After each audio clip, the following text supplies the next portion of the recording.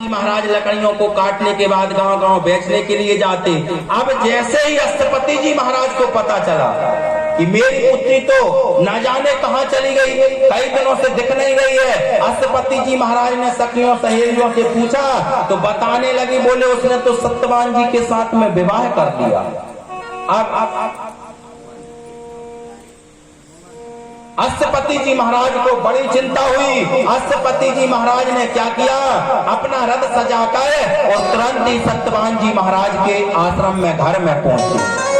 और जैसे ही घर में पहुंचे तो अष्टपति जी महाराज जाकर अपनी पुत्री से मिलते हैं। पुत्री सावित्री बड़ी प्रसन्न होती है। अब सावित्री को रथ पर बिठाया, बोले पुत्री मेरे साथ जंगल का थोड़ा सा भ्रमण करने चल, मैं तुझे अभी जहां का तहां छोड़ दूंगा, तेरे घर में छोड़ दूंगा।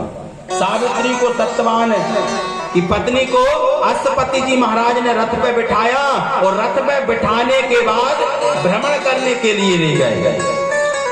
अब पिताश्री पुत्री सावित्री से कहते हैं, बोले पुत्री तूने विवाह करके अच्छा नहीं किया। बोले क्यों? बोले नारद जी ने तुम्हारी कुंडली में बताया है कि 1 वर्ष के बाद तुम्हारा पति जो है वह समाप्त हो जाएगा, इसलिए मैं तेरा विवाह नहीं कर रहा था। पुत्री सावित्री तूने ये क्या किया, मुझसे थोड़ी सी सलाह ले लेती, मुझसे पूछ लेती। सावित्री ने जैसे ही सुना, सावित्री जी महारानी रोने लगी, विचार करने लगी। बोले बताओ मेरे पति की मृत्यु जो है 1 वर्ष के बाद वह हो जाएगी। सावित्री रुदन करने लगी। सावित्री जो थी घर आ गई वापस। अष्टपति जी महाराज अपने महल को चले गए। धीरे धीरे समय बीतता गया। सूत जी महाराज कहते सोना का दी 88,000 ऋषियों।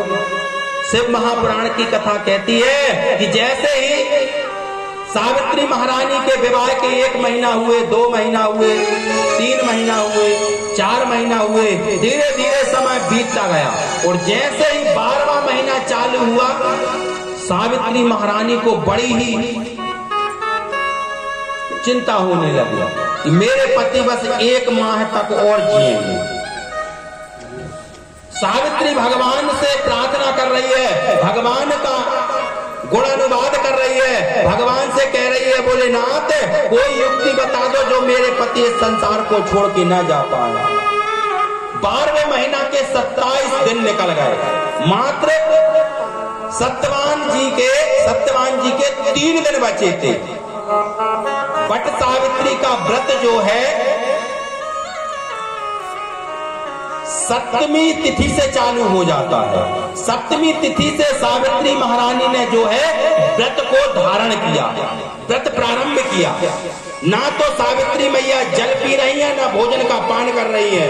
अब निराहार रहकर व्रत कर रही है। और उसका पति जैसे ही जंगल लकड़ियों को काटने के लिए जाता, पीछे पीछे सावित्री भी चली जाती। 28वां दिन बीत गया, 29वां दिन बीत गया 12वें महीने का। और जैसे ही 30वां दिन 12वें महीना का आया तो सत्यवान जी महाराज सुबह सुबह कहने लगे, सावित्री आज मेरा सिर दर्द कर रहा है। सावित्री रो रही है और कह रही है, बोले हे सत्यवान जी महाराज, हे पतिदेव, आज जंगल लकड़ियां काटने के लिए मत जाओ, आज आप घर पर ही रहो। सावित्री जो थी बड़ी सुंदर नारी थी। सावित्री केवल पति के साथ में रह रही थी और यह विचार कर रही थी कि मेरे पति की उम्र कैसे बढ़ जाए।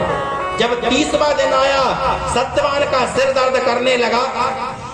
लेकिन सत्यवान ने कहा कि सावित्री अगर लकड़ियां बेचने के लिए मैं गांव में नहीं जाऊंगा तो शाम के भोजन की व्यवस्था कैसे होगी। सत्यवान जी महाराज कुल्हड़िया को लेकर और जंगल में जैसे ही लकड़ियां काटने के लिए गए, जंगल में एक सूखे वृक्ष में जाकर सत्यवान जी महाराज चढ़ गए। और जैसे ही लकड़ियां काटने के लिए हुए, सत्यवान जी महाराज का सिर इतने जोर से दर्द किया, सत्यवान जी महाराज उस वृक्ष से नीचे जाकर गिर गए। सावित्री पीछे पीछे गई थी। सावित्री ने जैसे ही सत्यवान की नाड़ी को देखा तो विचार किया कि सत्यवान जी महाराज तो समाप्त हो गए। सावित्री महारानी रोने लगी और कहने लगी, बोले प्रभु आपने ये क्या किया कि पृथ्वी से गगन तक ढूंढा रे, मेरे पति गए तो कहाँ गए, मेरे पति गए